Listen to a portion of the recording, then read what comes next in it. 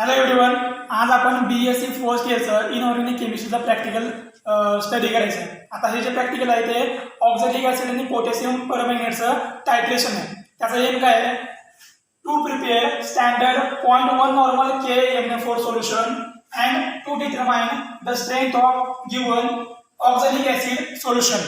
Okay, बरं, या प्रॅक्टिकलसाठी लागणारे जे केमिकल आहे ते 0.1 नॉर्मलचं पोटॅशियम परमॅंगनेट सोल्युशन आहे. दुसरा सोल्युशन आहे given sample of oxalic acid solution, ते आपण बनवून घेतले. 6.3 ग्रॅम घेऊन आपण 1000ला डायल्यूट केलेलं सोल्युशन हे ऑक्झॅलिक ॲसिडचं सोल्युशन आहे.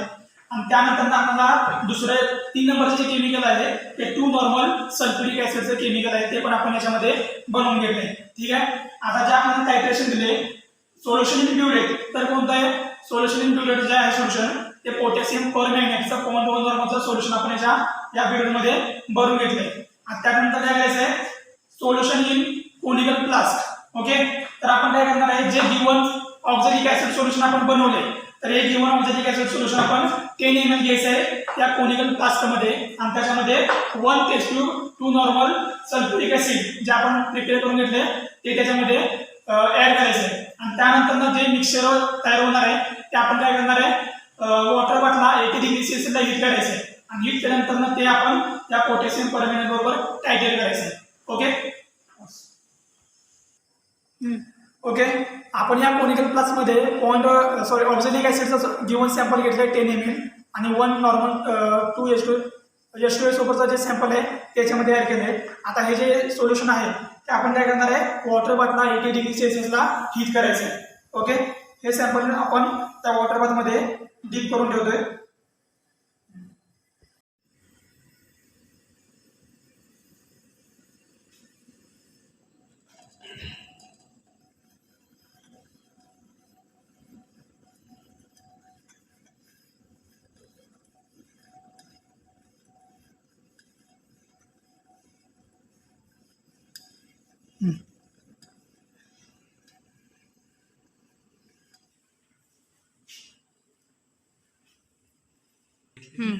Okay start. आपण काय केले हे 0.1 नॉर्मल ऑक्झॅलिक ॲसिड सोल्युशन आणि 2 नॉर्मल H2O सोबत सोल्युशन आहे 1 टेस्ट ट्यूब, ते काय केले 80 डिग्री सेल्सिअसला हीट केले. आणि त्यानंतर आपण काय करणार आहे 0.1 नॉर्मल KMnO4 सोल्युशन आहे पोटॅशियम परमॅंगनेटचं त्याच्याबरोबर टायट्रेट करायचं आहे.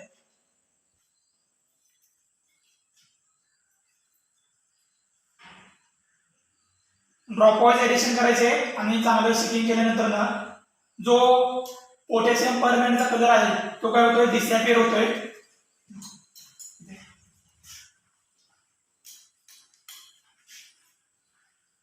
ड्रॉपवाईज ॲडिशन केल्यावरती पोटॅशियम परमॅंगनेटचा कलर जो आहे तो त्या सोल्युशनमध्ये काय होतोय डिसअपिअर होतोय.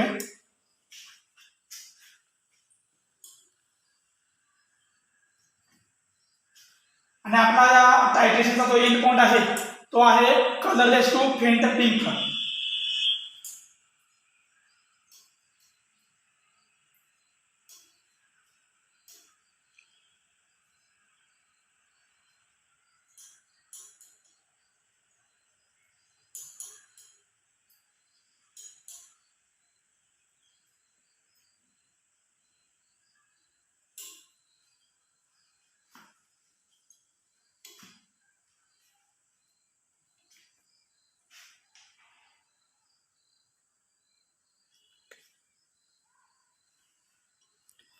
आता या ब्युरेटवरती रिडिंग काउंट करायचं आहे.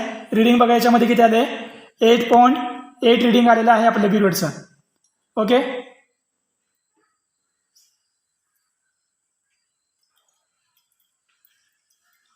आपण बघू शकता हे जे सोल्युशन आहे त्याचा कलर तुम्ही ऑब्झर्व करा.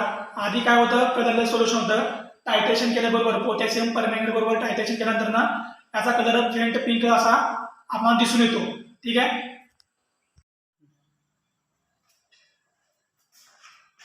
ओके, आपण केमिकल प्रिपरेशन, हिटिंग, टायट्रेशन या तिन्ही पण स्टेप बघितल्या. आपल्या टायट्रेशनचं रिडिंग किती झालं 8.8 आपलं रिडिंग आलं होतं.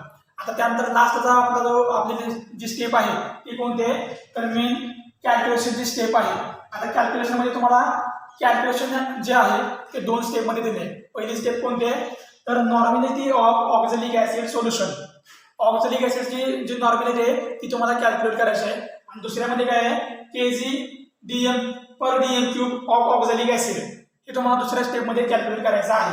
आता जी पहिली स्टेप आहे normality of oxalic acid solution, त्याच्यामध्ये काय दिलंय तर पोटॅशियम परमॅंगनेट वर्सेस ऑक्झॅलिक ऍसिड या दोघांचं तुम्हाला कॅल्क्युलेशन करायचं आहे. आता याच्यासाठी जो तुम्हाला फॉर्म्युला दिलाय तो फॉर्म्युला कोणता आहे N1V1 = N2V2 या ठिकाणी फॉर्म्युला दिलाय N1V1 = N2V2. आता N1 म्हणजे काय तर पोटॅशियम परमॅंगनेटची जी नॉर्मॅलिटी आहे ती आहे किती आपण घेतलंय 0.1 नॉर्मलचं पोटॅशियम परमॅंगनेट घेतलंय ते आपण या ठिकाणी दिले 0.1 इंटू इथं एक्स म्हणलंय. एक्स म्हणजे काय आहे तर मागाशी जे आपण रिडिंग घेतलं होतं 8.8 ते आपण या ठिकाणी एक्स घ्यायचंय. ठीक आहे, एक्स म्हणजे काय जे आपलं रिडिंग आलंय टायट्रेटिंग रिडिंग ते आपण या ठिकाणी घ्यायचं आहे. = N2 म्हणजे काय तर नॉर्मॅलिटी कोणाची ऑक्झॅलिक ऍसिडची नॉर्मॅलिटी म्हणजे N2 मल्टिप्लाय बाय 10.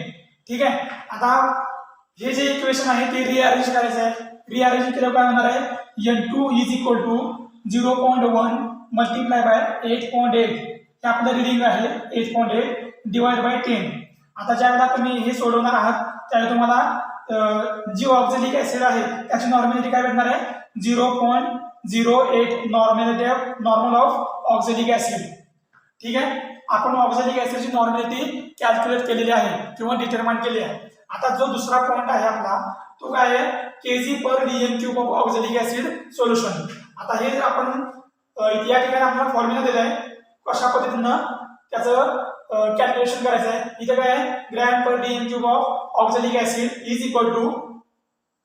फॉर्म्युला काय आहे normality of oxalic acid multiply by equivalence weight of oxalic acid. अगदी सिंपल फॉर्म्युला आहे. याच्यामध्ये तुम्हाला व्हॅल्यू पुट आउट करायचे आहेत. ते जे आपले येणार आहे ते असणार y असणार आहे. म्हणजे या ठिकाणी आपण y कॅल्क्युलेट करायचं आहे. y = N2 म्हणजे इथं आपण कॅल्क्युलेट केलेली व्हॅल्यू असेल ऑक्झॅलिक ऍसिडची नॉर्मॅलिटी म्हणजे इथं N2 आहे. ठीक आहे, multiply by equivalence weight of oxalic acid किती आहे तर 63 आपलं वेट आहे. ओके, आणि ज्यावेळी तुम्ही हे सोडवणार आहे त्यावेळी तुम्हाला एक्झॅक्ट जी व्हॅल्यू आहे ती मिळेल y = 5.04 gram per dm³ oxalic acid. आता तुम्हाला याचं कन्व्हर्जन करायचं आहे झेड मध्ये काय होणार आहे किलोग्रॅम मध्ये याचं कन्व्हर्जन करायचं आहे. z = 5.04 मल्टिप्लाय बाय 10⁻³ kg/dm³ हे तुमचं फायनल कॅल्क्युलेशन असेल. म्हणजे एक्स जी व्हॅल्यू आहे ती 8.8 आहे ते आपलं रिडिंग आहे. आता पहिल्या पार्टमध्ये ए पार्ट मधलं रिडिंग काय तुमचं तर नॉर्मॅलिटी ऑफ ऑक्झॅलिक ऍसिड. नंतर ना काय आहे kg/dm³ ऑक्झॅलिक ऍसिड आहे त्याचं तुम्हाला कॅल्क्युलेशन करायचं आहे. y आणि z या दोन स्टेप मध्ये y मध्ये आपण काय केलं तर ग्रॅम मध्ये आपण त्याचं कॅल्क्युलेशन केलंय आणि त्याचं कन्व्हर्जन आपण काय केलंय किलोग्रॅम मध्ये कन्व्हर्जन केलेलं आहे. अगदी सिंपल आणि समजेल असं हे टायट्रेशन आहे.